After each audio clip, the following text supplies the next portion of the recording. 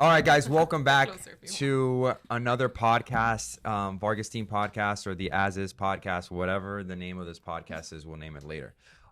So welcome to our it was as is 6 months later. It hasn't stuck with me. So it's the As Is Podcast. All right, please let's not talk over one another. You know, this is Joe Rogan. So this is the last podcast of the year. So this is the final podcast. Next time you see us, hopefully we'll be with something new that we want to share with you. But for now, this is the last podcast. And as you can see, we have the usual suspects. We have Mario, Isabel, Chloe. You guys know the gang. But we also have a very important guest, Omar De Wint. Am I pronouncing it? You're pronouncing it. Perfect. That was perfect. I've been working on that since this morning. So I've been meaning to get Omar on the podcast for a long time because Omar is somebody who him and I have kind of grown a lot together in terms of our vision for, you know, what he's doing and what I'm doing. There's a lot of synergies there. Yep. And it's just been great to see what he's doing in the space. So let me introduce him first so you guys have a better idea. Omar De Wint is the Senior Vice President of Communications for Cervera Real Estate with over 15 years worth of experience in the world of public relations, has worked with international brands like JetBlue, Marriott Hotels, and Audi Latin America, just to name a few. Omar is from DR with being a longtime Miami resident and is also the host of the Miami Real Estate Podcast for Cervera Real Estate. So I had a lot more to say there, but you know, I mean, your resume is obviously very long, and I don't want to bore everybody because you know people need to get to know you first before they care, as I always say. But once they get to know you, I'm sure they're gonna check out. We'll link the Cervera bio. But yeah, is all of that correct? I mean, that's was I missing? Correct. Was I missing anything? No, that's perfect. And we got to Steven and I got to know each other through Cervera and had you on the Miami Real Estate Podcast. That's right. It was a great episode. You shared your tips and tricks. I mean, I've always admired what you, Chloe, and the team have done in terms of content creation. I think that's super important for realtors. You guys have we're one of the first people to talk to me about podcasting, even like before. I think we were launching it the same time you guys were developing your idea. So we've always shared that passion, and it's just happy to be here on your As Is working title podcast. Working title, for sure. I love that. To have fun and hopefully share some insights. Yeah, absolutely. So look, man, there's a lot of things that we're all going to talk about for the end of the year podcast. There's things that I think all of us need to share, but I wanted to kind of launch this podcast with getting us to know a little bit more about Omar, but the audience for sure. So I had a few questions for Omar. Wow. Okay. Oh yeah. Kind of like interview style. And guys, feel free to pop in your own questions if you feel more of like just like an open flow format. I have somewhat of a structure, but not really. You know, and the reason why is because I kind of admire what you've been doing with Cervera. Cervera, for those of you guys who don't know, is a very prominent real estate brokerage, more specifically in the Miami area, specializing in condo sales and pre-construction sales and resales. That's like their bread and butter. And Cervera has like close to 400 agents now, right? Or something like that? We're getting there. We're working on it. And has been around since 1969. So the brand has been around, has obviously stood the test of time, multiple real estate cycles. They're going to survive this real estate cycle. They're probably going to thrive out of this real estate cycle. So I guess my first question to you would be, how does it feel working for a brand such as Cervera? Because you've been with the brand since 2015. Right. So how does it feel working with it now? And like when you started to what it is now, has it morphed into what it is today? Wow, that's a great question. Fully loaded question. Yeah, coming right out of the gate hot. How does it feel? It's a lot of fun, really. Above all, I would say, and it's with anything we do, we like to take pride in our work, and it's something that I'm prideful of, both working for the Cervera brand and then also working like my role in that. So why am I prideful about the brand? One of the things that I like a lot about the story at Cervera that makes, you know, we all kind of have to believe in what you're doing, and that's what makes you excited about when you wake up and go to work. So one of the first reasons why I joined Cervera was actually because meeting Elisa Cervera La Madrid, and Jesse, working with them when I was on the PR side of things. In my time working in PR before here, I got to work with a lot of people in South Florida in the industry, developers, real estate brokers, etc. And not to say anything about them, but just Elisa and Jesse really, like, that made an impression for me working with them. Mm-hmm. So to make a long story short, when the time came to make a change and for me it was going in-house, I reached out to Elisa, I called her, and and said, hey, I'm looking for a change. And she said, don't take any other calls. Like, I want you to come to Cervera, work for me. They created the position of, at the time, was VP of Communications, which didn't exist. And so that was really cool because, she took a leap of faith with me. I just had a good feeling about her and them and their story and their mission and their history. And the job then was really to, how do we take this historic legacy company that's been around since '69, really played a role in all of the major real estate cycles in Miami, worked with major people like Harry Hemsley, George Perez, revitalized neighborhoods like South of Fifth and whatnot. And like, but at the same time was at that point, in 47 years in their story, approaching the 50-year mark, at that time, Miami real estate landscape had changed a lot. New players had came, nationally and globally funded players. So our sandbox was different and we had a lot of competition. So needless to say, like any great, company, you're going to need a little refresher. Yeah. So my job and my excitement was, how do you bring sort of a new spin, a new approach to, this storied brand, modernize while still celebrating the history, but like leaning into the future with that true north. And so that was a challenge. I think what Jesse said to me is, we have a Ferrari there. It's a vintage Ferrari. We just got to dust it off, and it's gonna purr like a kitten. So that was that. That's and in that, really then getting to work more with Alicia Senior, the founder. And I'll wrap this up because I know I'm talking a lot, but working with her was then what really, like, when we talk about, as I'm a marketer first, a PR person first. So when we talk about drinking the brand Kool-Aid, that was like, I was like hook, line, and sinker, because I had the opportunity when I joined. We were she was working on this like book, this huge coffee table book called Visionary. And it was all about her history and story and whatnot, and the impact on South Florida. But that's when I really learned, like, from growing up, as what was a privileged woman, the daughter of an ambassador, married a gentleman in Cuba whose family was well off in the sugar industry. Cuban Revolution came, boom, they had to flee. Like, her story of fleeing almost reminded me of Argo, if you guys have seen that movie Argo. When so with Ben Affleck, right? With Ben Affleck. Basically, it's about like the Iranian hostage crisis, and at the end, they're kind of like at the airport.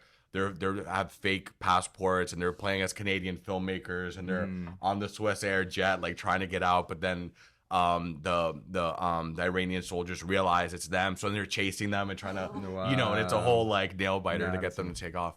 But anyway, so like her story of leaving Cuba was sort of similar to that, and they got here, they started over at the end of the day. So her story, and now like the impact I've mentioned, like that they've made. So for me, it was like this woman who was an immigrant, who English was not her first language. Then convinced Harry Hemsley at the time to give her the first exclusive for the Palace down the street. And Harry Hemsley back then was like the only billionaire that existed, like a real estate magnate, right? Yeah. So you have to picture the challenge. Anybody who's a new agent, who's new in the industry, has to imagine like landing a whale like that. What that must be like. That's insane. And so as a woman, as not your first language, as in that time, and with a New Yorker, and she did it, and then she figured it out as she went along. She had vision, and like she grew. She got the opportunity, but then met it with hard work, and the rest is history. So for me, I was like, again, from the branding perspective, I'm like, there's so much authenticity there, an American dream come true and whatnot, that I was initially got my foot in the door because of Alicia and Jesse, but then like fell in love with the story and the history. And then it was like, we're off to the races. So yeah. As a PR person, and Chloe can kind of attest, because before she was in real estate, she was in public relations as well. She had to drink, a cup of coffee in a public relations office, and she separated. But I think you both kind of share that, in that because Chloe's also a person that like eats up legacy and history, and like goes really deep into the origins, especially brands that we admire or shop with or whatever, or we use. I know, myself included, but it seems like you're that way. Do you agree? Absolutely. Like I think, I mean, if you did like a psychological test or profile or something, like I'm a romantic at heart. Yeah. Like I really it's hard for me to like work or meet with people without forming an emotional connection. Like I do, everything for me is about like people, relationships, having fun, genuine things. And so if the brand has a story, if it has a mission, if it has a purpose, again, that's like, at the end of the day, it's like, we all know why we work and whatnot, but like being excited about what you work and why you do it. Yeah. I think the why is just as important as the what. And Yeah. so if the brand has a story and it's authentic and you can get behind it, like, yeah, for sure, I eat that up. And I think she's a great example. I'm sorry, I have to like continue moving. Like, I think she's a great example of like realtors that come in and they're like, I just don't know what to do, or there's like constant excuses. You're like, there is no excuse. Like, this person came in from another country as a female, found this billionaire, and like started fresh. Like, you can do it. You now have platforms, you have social media, you have communication, you have a cell phone. Like, she had absolutely nothing. So I think it's just really inspiring. I worked at the Cuban Heritage Collection at UM and did PR, and the stories that come from these countries, you're just like, wow, like they're so inspirational. And I think that's what set her off. You know, like she definitely sticks out in comparison to all the other brokerages. She's not like the regular. It may seem like a little mom and pop, but like what she's done and what she's like, I saw her at the Christmas party the other day, and I was like, wow, like she accomplished so much, and she's just so proud. You know, you can tell her whole family. Miami being a place full of immigrants, I think I've thought about this a lot. Why do immigrants succeed more so than, you know, I think there were stats on this. I don't quote me on it, but I think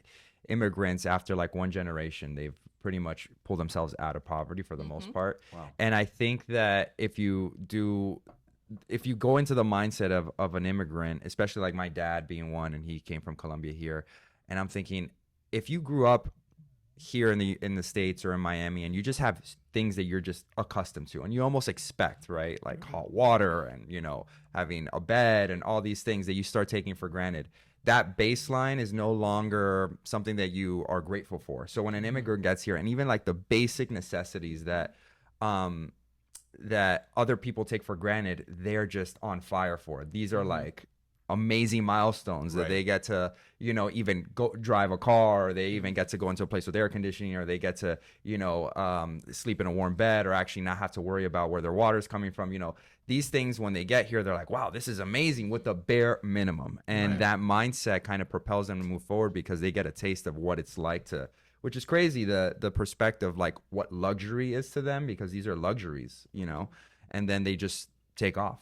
And I think a lot of it is, you know, I don't know if it was Gary Vaynerchuk who said that, who was just like, you know, I think immigrants work hard and their work ethic is there because they remember what it was like to, you know, sit on a cold bus bench waiting for the bus. And when they finally have a little bit of success, they remember, they're like, I'm not trying to go back there. And so they utilize that as fuel. And I think that's Miami's story in general. I think I prefer to work with immigrants, to be quite honest. Like, everybody that, like, if I go do my nails or my hair, whatever, a lot of the times they are, like, most of Miami. There's a story. Everyone has a fire. They're like, I see my business going here next year, and I'm like, I like that. You know what I mean? Like, I want to work with you. I want to bring you more business. It's just something. It's sort of electrifying to be surrounded by people like that. Yeah. Well, speaking of business going, you know, where business is going, the vision of business, and especially us as entrepreneurs, and Omar, as like really you and the team and Anuka and everybody, you guys are at the helm of something which I think is kind of very difficult, very delicate, which is, how do you adapt to changing times in the real estate landscape while still paying homage to what got you here in the first place? You know, like Pete Rose always says, like, don't change your swing when you get to the majors, right? So you have a lot of latitude. You and the team have a lot of latitude to change a lot of things and like adapt. But I feel like you are doing that, and the team is more focused on social media, podcasts, platforms, systems, but you still want to take that history with you. Do you find a hard time doing that? That's a good question. You know, it's not so much that I find a hard time, but it's like the challenge is, where do you find the balance? And what do I mean by that? So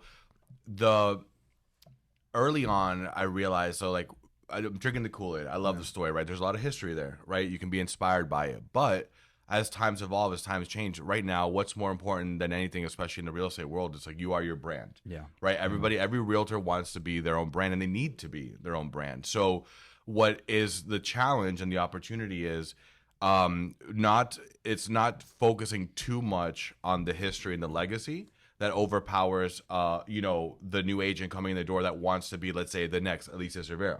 There's a big shoes to fill, right? But the point is, what I found works best is when we champion the entrepreneurial spirit and the possibilities that Alicia stands for, and that work ethic. But we use that, and also the reputation, the legacy that Cervera has, to help agents build their brand. And that's really what I focus on, why we're so big on the content creation, why we love what you guys are doing, putting yourselves out there, and why we encourage, like, we focus on launching the studio, where we're still building this out.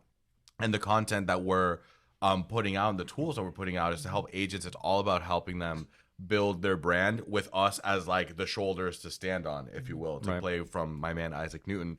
But that's really, I think that's what it's about, because agents have to be themselves. And one thing I will tell you is, what I hear a lot is that, especially for new and emerging agents, what's great about that Cervera name is that gets you in the door like 9 times out of 10. If you call any associate in the city, any broker, any agent, any in-house, and you say, I'm working with Cervera, like, they are like, oh, okay, perfect, great. Like, it's instant, like, respect. And like, even if you're brand new, you just got your license yesterday, like, that's getting you some street cred. And I think that is worth a lot.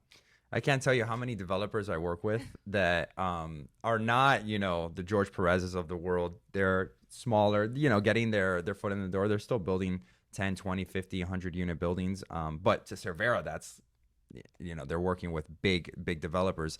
And I can't tell you how many times they're like, oh, you work with Cervera. We want to like be there, we want, because Cervera is synonymous with new construction and new development. And that's really their bread and butter. And so, yeah, I can attest to it, anecdotally, for sure. I definitely have clients that have given me that. But to what you were saying, and maybe you guys can add, being you and Isabel being new agents, and me, former rookie of the year here. Former rookie of the year. Former rookie of the year. Former Rookie of the year. Yeah. You. Yeah. And me as well. But so we got 3 rookie of the years. This and you're still the current rookie of the year. Sorry to talk over this you. podcast You're still is the not current, right? Yeah. The reigning champ. Soon it's gonna be, I heard he's gonna start again from zero just to get it again. I heard that was the goal. No. Yeah, no, I mean, absolutely. Yeah, I honestly, every time I text somebody, every time I call somebody, immediately I want to throw the name Cervera out there. Just like you said, put some respect on my name. Put some respect on. If I send a text, you're gonna know that I come well trained, that I know my stuff, and so it does help, and it does give me some reassurance that at some point, if I ever need the help, I am gonna get it, and I am gonna be able to stand on somebody's shoulders, for the help. Sure. Right, baby? Yeah, I've had agents that I call. I'm like, oh, I'm with Cervera. They'll let me know. Oh, I've worked with Cervera agents before. You guys are the best. You guys know how to write your contracts. You send your offers. So yeah, I love hearing that as well. So yeah, I agree. I mean, Cervera only paid us for 15 minutes of ads, so we just got there. So we just paid the bills. No, I'm kidding. Cervera's not paying for this ad. We've been told by some agents that have actually joined Cervera that they've heard of us on the podcast, and that's really why they joined Cervera. Chloe feels some type of way about that. No, I do feel some type of way. So if you are interested in joining an amazing brokerage in Miami with history, let us know. Give the Vargas team a call. We'd love to hear from you, and we'll get you in the right direction. We'll point you to the right direction. Yeah. Omar and Ale. Yeah, for sure. All right. So look, this topic is interesting to me because, as content creators and now getting immersed in social media, I was so against social media when I first started being a real estate agent. And what I noticed is, when I started, I was like, no. I don't need to do social media. I just word of mouth and just hustle, grit, grind, and all of those things are cool. But ultimately, that one-to-one never is going to beat the one-to-many. And social media provides that one-to-many. And what I realized is that what you don't understand, you easily put off. So I don't understand social media, therefore it's not important to me. Therefore it's not relevant to me, and therefore it can't help me. And then as you start easing up and realizing and accepting the fact that you don't know something and it's okay not to know something, it's a beautiful journey to start realizing how powerful a tool can be. And social media is that, content creation is that. So where am I going with this? You see so many agents come in. What is the biggest gripe with people starting social media and content creation? Because I know that everybody knows, like, going to the gym is beneficial to you. Eating good is beneficial to you, but still people don't do it. What's the catalyst for people not wanting to embrace the social media? So I love that you put me in the hot seat. I had no idea walking in here.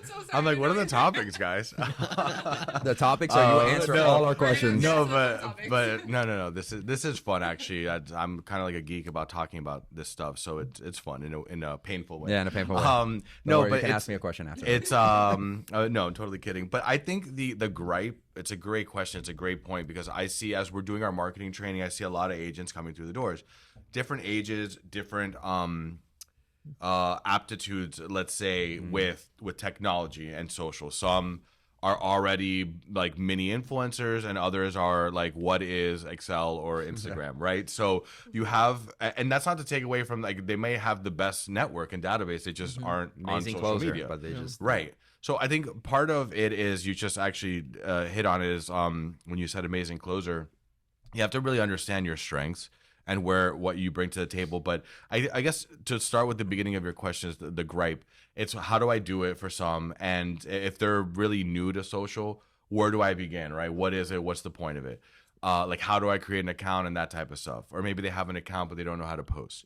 Others are, they're familiar with it, but it's like, how do I get leads? How do I grow an audience? These are like the $1 million questions, right? Mm-hmm. And I think for me, what I would say is the key, if I was a new agent out there or even an existing agent, but you want to grow your social platform, I would look at it in baby steps. Like in the beginning, maybe don't focus so much on, it's not going to be like you post, hey, I'm with Cervera or I'm a realtor, and all of a sudden you have 50 people call you. Like that's not going to happen. If it does, you got really lucky. Yeah. So that's not that expectation shouldn't be there. But what I think social media is, and I can actually tell you an example of my mother who is licensed. She posts and she asked me the same question, like, why hasn't anybody reached out? And I was like, Mom, it's not really like that. It's more of like a digital business card. Yeah. And lo and behold, it was like almost like I planned it. Like 2 weeks later, she had a client who had reached out to her and said, I was looking through your Instagram before. I think they were interested in a project that she was working on. But first they checked out her Instagram to see, and they saw her post. And he was like, oh, I got a good feeling about you. You seem like a genuine person. So I called. I told my dad to call you. Yeah. So I think what I'm getting at in that really long story is that it's like almost more than your website. It's a way for people to connect with you, the human, and your brand. So if you're posting and you're consistent and you let people connect with you, I think it can sort of generate business for you that way versus being a lead magnet, if you will. It's kind of like a resume too. Yeah. Definitely. Yeah, I think consistency with everything. I think people come in, speak with you, because I was one of those people. I was like, as much as I know about marketing and social media, was the consistency. Right. It's like start everywhere, start small, right? Like start with the emails and then work your way up through the systems. And when you had started, there was like, we got into transaction desk and a bunch of other systems that Cervera luckily offers its agents. But social media is one of those things that we would always come back to. And then you would say like, hey, when they launch something new, get on it before everybody else does. And that's really how we started with the podcast and reels and everything. When COVID hit, no one wanted to be in front of a camera. That's something you're just going to have to get over. And I don't think that it's just practice and consistency. And at some point you just become very accustomed to it. So you'll just keep doing it. And then that people want to see more because of the feedback. If you post one video a week, odds are you're not gonna stay on top of mind. A lot of the times we get the clients that we get is because we are constantly on top of mind. We release a video every day. So consistency above all else. Well, and I would say also like that's a huge point. Like I think you just mentioned like the gripe to your question, Steven, a lot of people have is they're scared to put themselves out there. Yeah. So I think once you break down that barrier, that's a huge first step. It's just, posting stuff. And I've seen people who post every day and it's not like highly produced, and sometimes you almost think like that was a little cringeworthy, but they get results. They get results because they're out there. If it works, it definitely needs to be on brand. But if cringe is your brand, go for it. Right. But I love this conversation. This is one of my favorite topics, social media and content creation, because it's something that we're actively doing. And I remember watching Gary Vaynerchuk, and he was talking about real estate agents in particular, and he was just like, all real estate agents, you know, one way to level up your game, here's a quick tip: stop posting things about your latest listing. Nobody cares. Right. Nobody cares that this property is listed in this market for this amount of money. No one's gonna call you. The thing is that if you go into a real estate agent's Instagram profile, whatever, it's all the properties that either they represent or that are on the market or whatever. He's like, you need to be more individual. Oh my God, that's not even a word. You need to be more centered with your audience about what is important to them, and interview a chef in an emerging neighborhood that's opening up a restaurant. Interview a marketing person who deals with the real estate, you know, landscape. Then post a property that you just sold. Then interview or just do a market recap on what the market's going through, or neighborhood, you know, hotspots that open. Isabel does that. So for us, I think, when I look at our vision as a team as to what are we trying to promote to the world, it's really just getting people to know us through the city, right? So we are at the backdrop of what they're trying to do, which is live or move or, you know, reside in Miami. And as important as we may think we are, we're really not. We're just we're a catalyst to get there. And so we want to put the city at the forefront and highlight all the great features that Miami has to offer, and basically show to them, this is how well we know the city, and we know the players in the city. We know exactly like the dynamics of the city, where it's changing, where it's moving to. And I think people start to get to know a little bit more of your style and your flavor.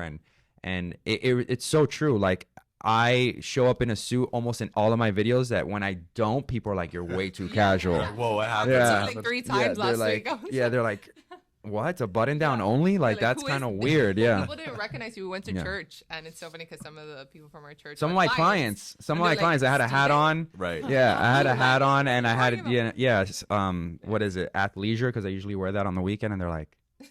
But this goes back to the conversation earlier. It's like, you are your brand, right? Yeah. Everything that you're doing, like, you always have to be on. And I think that's one of the things I loved about you. Like, well, I still do. Like, you're always presenting the best foot forward, and I think that is something that you're like a triathlete. That's something that goes under undervalued maybe in the world of athleisure, which I love athleisure too, but like, you know, I feel like there's a time and a place for sure. Me too. Yeah, Ryan Serhant talks about, and I quote a lot of people, guys, so you know, if you guys don't like that, then I'm sorry, tune out. But Ryan Serhant talks about, like, he got a lot of I guess flack about also wearing suiting, or people would ask him why, you know, you're a real estate agent, you don't need to, there's no rule book, and there really isn't. But he would talk about how it's the uniform of business, and it just like any other, you know, sports team or whatever it is that you're doing, airline pilot, if you're a pilot, there's a uniform for what it is you're doing. And in business, it just happens to be a suit. Not everybody agrees. Like, Mario showed up in a suit today.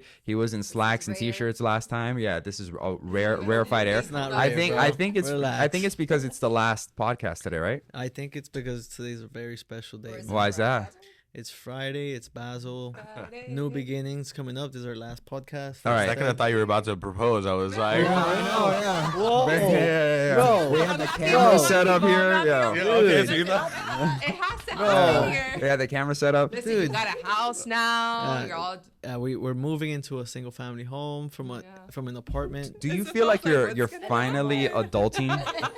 Yeah, dude. I gotta pay for Wi-Fi now. Yeah. This guy has to pay for Wi-Fi. Him on the podcast, don't worry. Yeah, that was messed up, man. Oh, Mario? This guy's like, I've been in a hot seat too much. Who? You like how I redirect there? Yeah. Yeah, man. So I was asking Mario how it feels to finally be adulting, because let's be honest, you were living in a condo in Miami Beach since you were like 4 years old in the same condo. Yeah, no. In downtown Miami. Miami, yeah, since I was young, and now this is my first time ever with Miami. If you guys don't know, we had to actually pay utilities, bro. Yeah.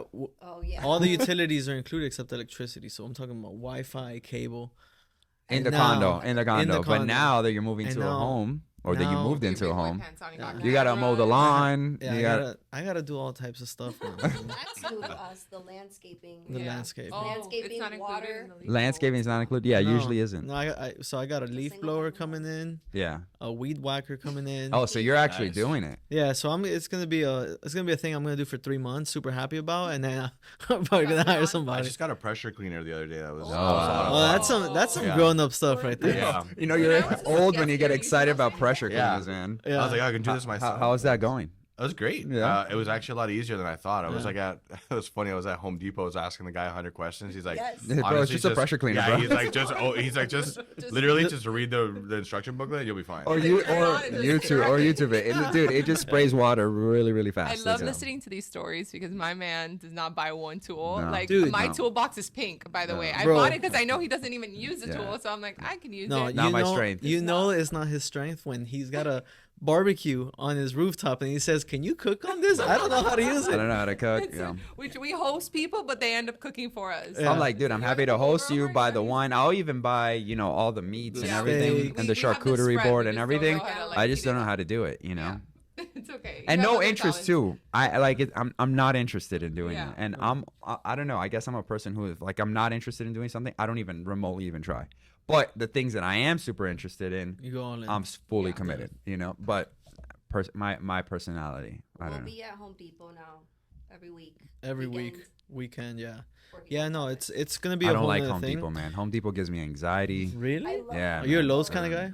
I'm not a low. No, I'm not no, a he's an hardware Amazon store kind of guy. Really? He orders everything Okay. to the house. Yeah. Yeah. Yeah, no, it really isn't me, man. But anyways, contentious opinion, I think, is Art Basel overhyped? You think? Well, from what it was a couple years ago, where particularly in Wynwood, there was a lot of small shops and a lot of the stuff was, Miami based. Seeing it now, how all these other companies have come in and it's so commercialized, I do think it's a little bit overhyped now, and the traffic just it doesn't help it. Yeah, I would Basel one day out of the week now. I love how it's a verb now. What All about Basel. you? Do you Basil. basil? Yeah, You so Basel? Are you Basiling, bro? Are you basil? see, it's a funny question because like do I Basel right now? No, because I just had a baby. My wife and I just had a baby, as you know. 'Cause And- Really? And You're an adult. shout out to Chloe when you watch this many years later. No, the thing is, Well, she's I heading to can't. Basel. I can't. Yeah, right. I come from the PR background, and so I grew up. I got my PR legs on working Basel year after year. Basel, sorry. I remember it would always be like Thursday of Thanksgiving, and you're in the back of your eating turkey in the back of your mind, Yeah, oh, Basel next week. I'm gonna be in the office tomorrow while everybody's doing Black Friday, but it's also a lot of fun. I mean, those are So much it's amazing, and it's amazing what it's done for the city. So I would actually say that it's not that it's overhyped. I think for what it is and for everybody that consumes it, it's the perfect amount of hype. It's like the Super Bowl in South Florida. But for us locals, and right now, I'm totally okay with not going to the fairs, not being in traffic in Wynwood or on the beach and whatnot. But I think you can't deny the impact that it has on the city, the way that it legitimized Miami to the art world and everything. And so for that, I think it's amazing, and the parties are great. Well, I think Who it's doesn't love a good over. I party? think it's overhyped because the art is getting out of control, bro. Like, you can't put a banana on with duct tape and then sell it for $200,000. see And I what you're feel like saying. every It's year, old. it's Yeah. it's like literally, it's not about the art. It's about how outrageous can we Sure. Can you promote something that's so obscure and then just call it art, Right. You know? Right, And right. art is such a vague term. I think there was I forgot this quote that it was making sense of something that doesn't make sense. That's basically what art is. I'm paraphrasing, but essentially that's kind of the gist of it. And I get that. So, I mean, if you want to try to make sense of a banana taped to a wall with duct tape, sure. But also I can make sense of it just being this is ridiculous. That's my opinion on it. And I feel like Basel has... We know who doesn't go to Art Basel. I don't go, but they promote Tell us that, how you man. really feel. Well, also, I avoid places with a lot of people, with a lot of Yeah, me traffic. too. I do You that know, too. so... Or homebody. But I think you bring up a good point. You're really not saying that you're against Art Basel. You're just questioning the validity, or if you not even the validity. I shouldn't say validity. We're gonna have a lot of people reaching out Yeah. to us. People in the But, comments you're like, just what? questioning. I think contemporary art is what it Yeah. sounds like to me. And Art Basel happens to be a vehicle to bring the best of that to the table. But so Yeah, you're more of a true, classics true, guy, I true. think, which I respect. I Well, respect and- art, yeah. I mean, I appreciate art in different formats, not so much in the... the banana on the wall. yeah. So you, I like so you don't art have as in any clothing, art as in... you don't have any fruits or vegetables taped to your wall. No, at all? no. Okay. I'll But- tell you what, we are still talking about that. So Yes. No, I was just So- gonna say it's a great as a marketer. I think it's a great marketing ploy. Like Well, the it's ATM that showed everybody's balance last year. Was it last year? Oh yeah, the ATM. the ATM that if you- Grutman, I did. So there Was it like Grutman? some celebrities actually put their account in, and people. No, there got was like to a see. DJ that went over DJ. there or whatever. But I did hear though the other day somebody said to me that the banana thing was the person being ironic, and that then Oh, it was that turned a joke? into a legitimate Oh, like, I know. art But thing that's my that- point. I think it's becoming more of like people who aren't really into. And if you guys I didn't see watching anything art in in Miami, art, Steven. then I feel like correct me. F1 comes all of a sudden. No, everyone's a but I fan. think love I F1, think Brian. No, I know you do, but I'm saying you see all these people. no, come to, no. like, The club difference, dressed Oh, up. yeah, I the see what you're difference saying. is that here's the difference. You cannot go in a golf cart and show up to a Formula One race and be like, I'm going to be racing with you guys today, you know. And in our Basel, it kind of feels like you guys do art. Cool, I don't do art, but I'm gonna do something so ridiculous and kind of almost make fun of it and see if you guys consider it art. And the irony is that they do. They I don't do. think it huh? works like that though. I think there's just some. anybody can I go think in. there's some players who are taking it that way, and if not, that's at least the perception I get from it. I could be wrong, but I'm just gonna go home and have Harrison like step on a canvas and create art. I Yeah. thought about it, so I'm gonna do that and see for I'll our buy home. it. Cause I don't. You'll buy it. I'll Okay. buy not buy it. it. I don't know, for $200,000. I'm like, son. Do you know that there are like schools though that sell your kids' art to you? What? Like you have to Yeah, put a bid on your own child's Wow. art. I'm like, That's Is actually it like a really fundraiser cool. for the school? yeah, or? but I'm Okay. like, That's cool. That's really, and then you feel bad, right? You're like, I have to buy my son's art. Right. You don't want to be like that parent that was Like, like, how am I gonna walk out here and another parent's gonna buy my son's art? Like, I can't. That's funny. Our son is distraught and like going down a bad path in the future, and he's like, "You never bought my Oh, art. my You didn't God. believe in me." You start spiraling. Yeah. Anyway. I stopped by Design Miami yesterday, and I thought that was really cool. Yeah. That. What was right- that about? So it's a lot of interior design. Yeah. Just like seats. Oh, that's cool. Yeah. I like that type of art. Shelves. I saw a chair for $24,000. Yeah. For a chair. Why? Why was it $24,000? I don't know. It was probably have made no out of clue. some special wood from a tree that's only grows We'll put once a picture 1,000 up years. of this chair, Yeah, and you but guys let us know. I liked it because it, particularly us, we're like moving into a new place where we're gonna get new things. Spend the 24 grand on And- that chair. Yeah, exactly. And so what you want to do is you want to get inspiration. But I love how it ties into our real estate, right? Where we get to know the different types of furniture, even Materials. different types of architecture, and we could like help our clients a bit more. So I like that. About the podcast, bro. It's great. Yeah. Yeah, I'm Wanna having get- fun. It's wanna- cool when wanna I don't keep have to drive the show. I respect what you're doing. I'm just kind of here for the. He's like, just I on the am. ride. Yeah. I'm also gonna restart the audio too. Be safe now. No, just let it play. Just let it play. Just let it play. Okay. Yeah. All right. What was the question? I don't know, bro. What? Your goals. Oh, goals. yeah. What are your goals? goals, dude? Man, I'm year. very happy with this year. Yeah. In particular, I did I think twice as many listings, rentals in particular. I got a lot of recurring business. I got a lot of referrals, big time on referrals. Super happy about that, and I feel like I did hit my goal of doing better than last year. So I'm really stoked on that, and I got that from you guys. You guys told me next year make sure you do better than last year, or else you're like backwards hustling. That's right. Yeah. So Big Sean. You as well? Well, I am not as happy as Mario. I feel like obviously I'm my worst critic, but I feel like I could have done more. I could have sold more. I still was really heavy on the rentals. Mm-hmm. So definitely next year, focusing on sales. I am happy though. I did get a lot of referrals from my past clients. So that's a win-win. that's a big win. I'm having an issue with my Google page. So once I get my Google page up and running, I'm sending it out to all my clients because Google that was page. yeah. Your reviews. I Oh, need for my your reviews, reviews. guys. Yeah. Oh, you don't have any Helps reviews it right now? No, man. she No, doesn't I have have any my reviews. page got taken from me, and so I'm starting from scratch. And Oh, wow. Sorry about that. if anybody knows a Google rep out there, please send them my way. I need help. Yeah. What about you, Chloe? Wow. I honestly am so proud of this year because I feel like Isabel, I'm my worst critic. I think I have a mental breakdown. What is it, like once a month? I think I have a mental breakdown, and I'm like, I'm not doing enough. But honestly, I think just being someone that works from home, and still being able to do the rentals, get back into sales, which I put a little pause on this past year because CPM just launched, which is our property management company, Confident Property Management. That's taken off. I think it's 10x this year. Wow. Nice. And it makes me really emotional because it's something that I did not want to do ever. I do not like property management. I can't stand it. I will say it ever. If I ever get interviewed, I will always say it. My husband pushed me. I almost closed the company. Like, it was a lot. But we're so proud. We have 7 team members. Like, you know, our client list has just grown exponentially. Steven brings in the sales, even for property management. And it's just in the last 2 months.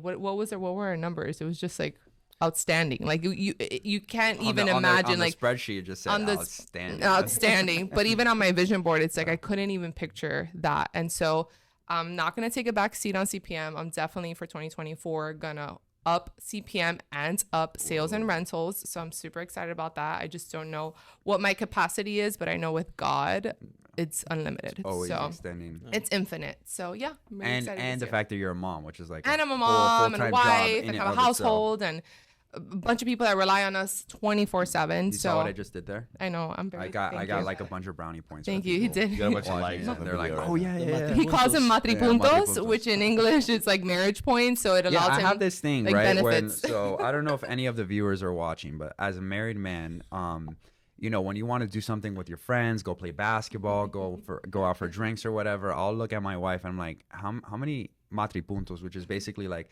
how many points of goodwill did I earn this week? So, like, can I cash in 50 points to go out and play? And sometimes I didn't have that great of a week and I can't play basketball or I can't go out for drinks. And so I'm going to have to hustle to get some. So buying flowers, you know, taking your girl out, you know, taking your girl out for dinner, you know, and having lunch dates and all these things, you know, and like, whispering sweet nothings and all these great things so that we can cash in some points. But I think we have enough for if we're playing basketball tomorrow. Yeah, I'm we're not playing sure. tomorrow. Yeah, so I think we. Yeah. I No, think. you're good for the month. Remember?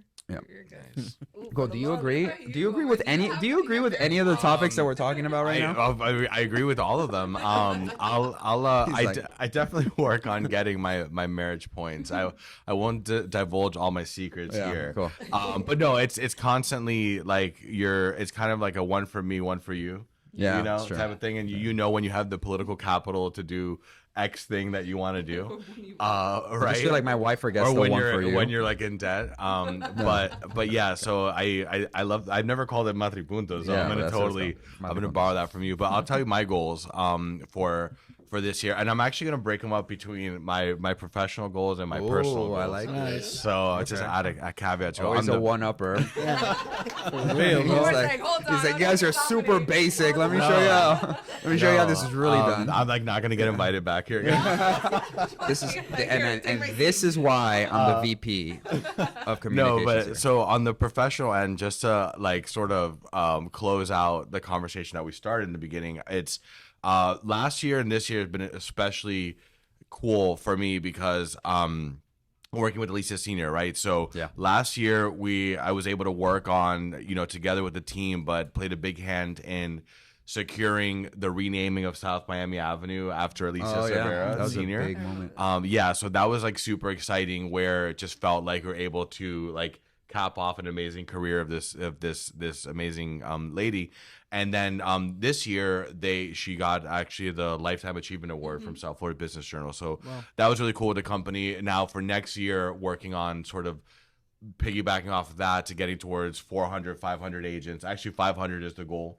We're really close to 400 right now. So for those of you listening, remember to contact the Vargas team and get in at Cervera. It's a great group here. But yeah, so working on that on the personal side, I would say that was amazing this year that my wife and I had a baby girl, also named Chloe Celeste. So my personal goal though for next year is more of like focusing on now. All of a sudden you become aware of your own mortality. And you're like, you know, so I want to focus on health because I want to be around forever, you know, with her and wealth, obviously making even, you know, more money to, you know, basically just enjoy that time with the people that you love. So I think those would be my goals. Love it. Wow.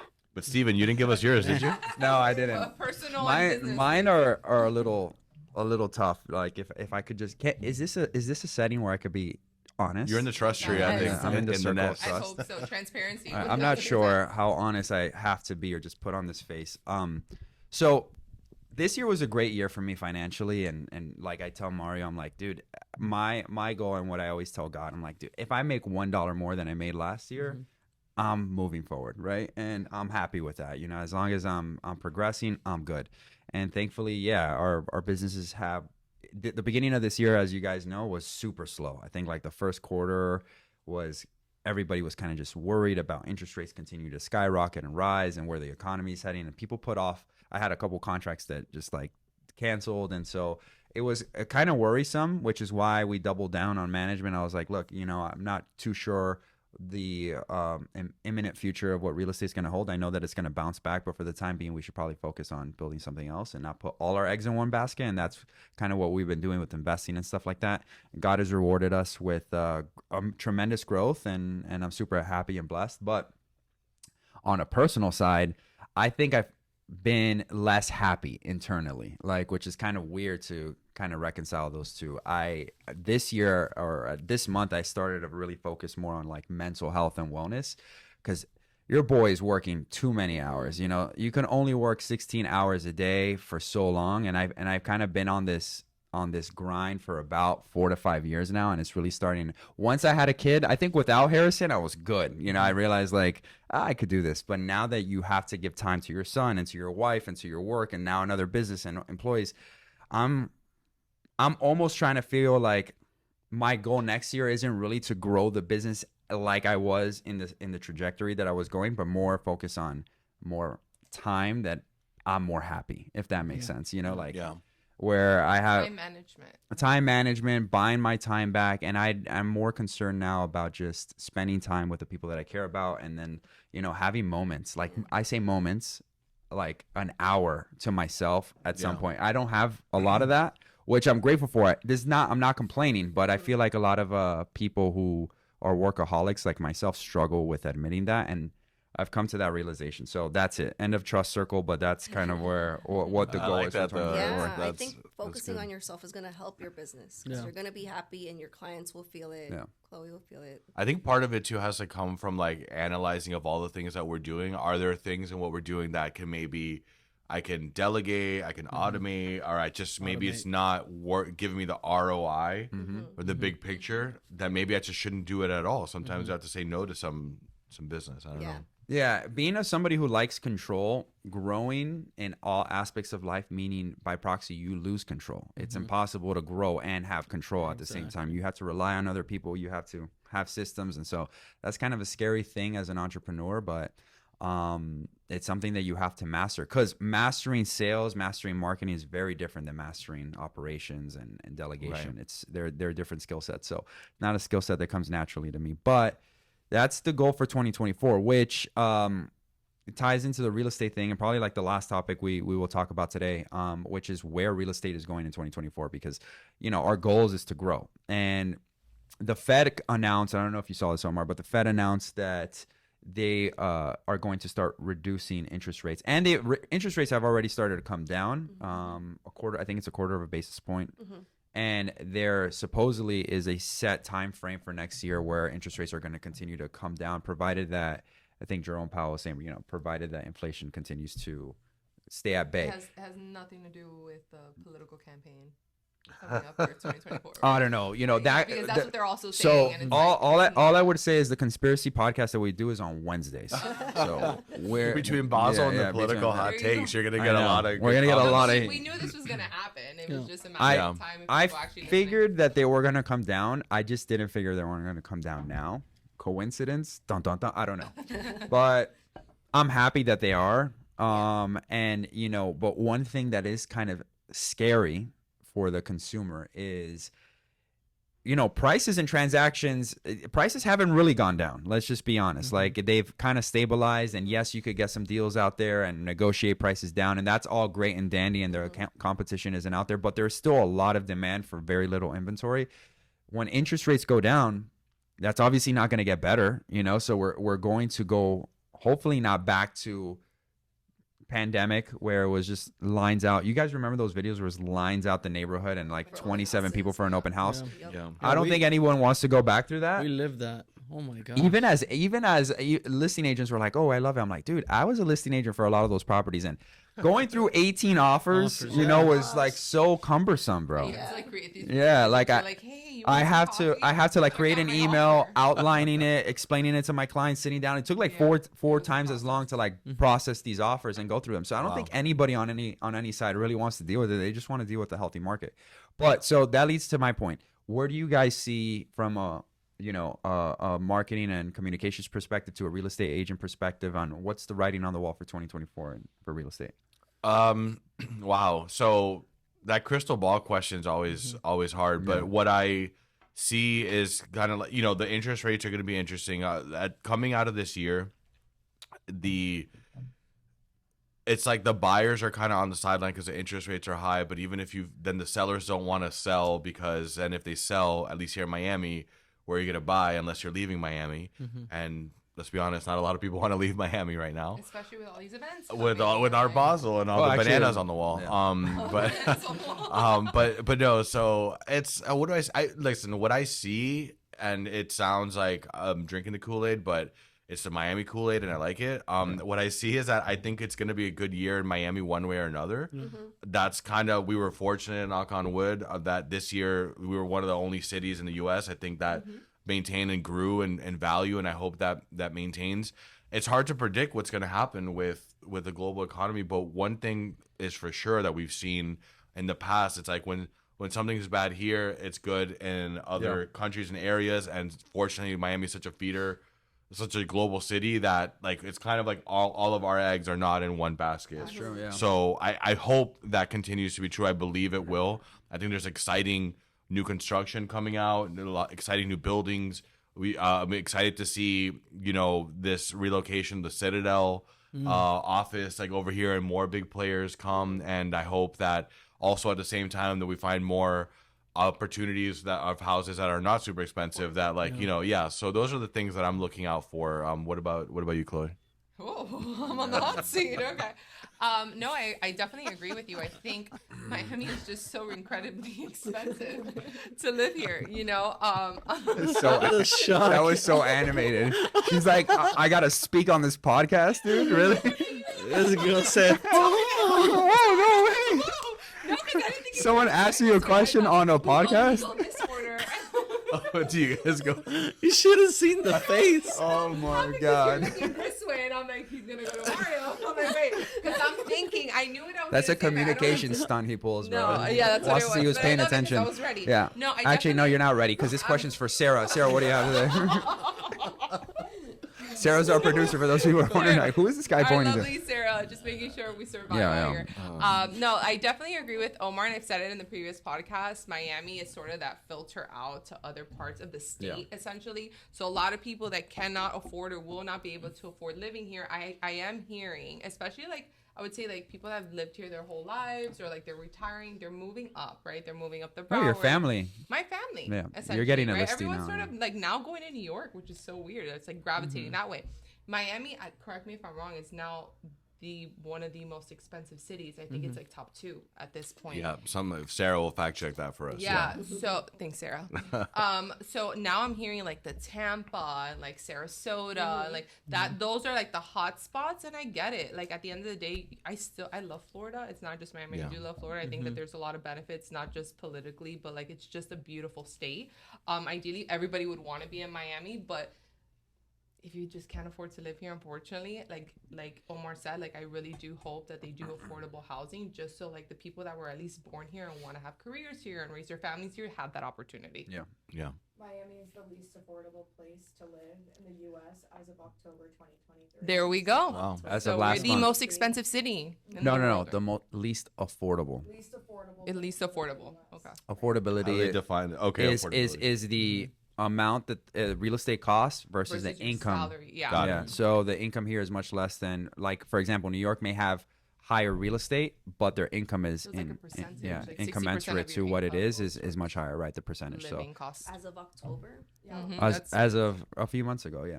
Thank you, Sarah. So it hasn't Thank you, gotten better. Yeah, I mean, that's all that I have to Hot say. seat, Isabel, go. Wait, we're done? Oh, No, no. we're not. Oh, we're done? Yeah, I mean, you guys have another topic? Oh, I I mean, don't know. No, we're done with the question. We're done. yeah. But we'll continue, sir. I mean, dude. Buy now, refinance later. But So that's just- buy now, That's refinance. literally our motto. Like, and it's like the whole year that's Yeah. been our motto. And look what's happening. You So. can always Nice. renegotiate your interest rate. You can never renegotiate the price. Mhm. There you go. So I just if they continue to drop the interest rates, I could just see this whole thing happening. spiraling again. Yeah, I can see Yeah. that too. The road just snowballing again. Let's see what happens. I'm not an expert, guys. I'm Just here. I'm here. Just a Just- guy in a suit Just with a a guy in a polka suit. dotted button down, trying to sell you some real estate. Exactly. Yeah. As am I. You know, we're all out here just trying to sell you. You something. guys are doing a great job, though. So. Thank you. Thank We appreciate that, man. So this podcast was brought to you by Cervera Real Estate. That was our sponsor for today. I'm kidding. It was not a sponsor. No, It no wasn't- money yeah, was- no was money was exchanged, exchanged yeah. for the It's for been the. fun. I hope you guys will have me back. I think. Yes. This is Yeah, really man. cool what you guys are doing. Yeah, we need some wine next time, but we'll have Yeah, we'll something. spice it up. Yeah. Anyways, does anyone have anything else to say before we sign off for 2023 in total? So, like next year is when they're gonna hear So you This is our last podcast of the year. Yeah. When did we start the podcast? I don't know. Like I think it was in January. January, So yeah. we've been doing it for officially a year. So Yeah. we're super excited for what 2024 has to come. And we will see you in January. Awesome. Oh, what I don't have anything else. This is Ron Burgundy. Take care. See you later, San Bye, Diego. guys. Thank Bye. you guys. Bye.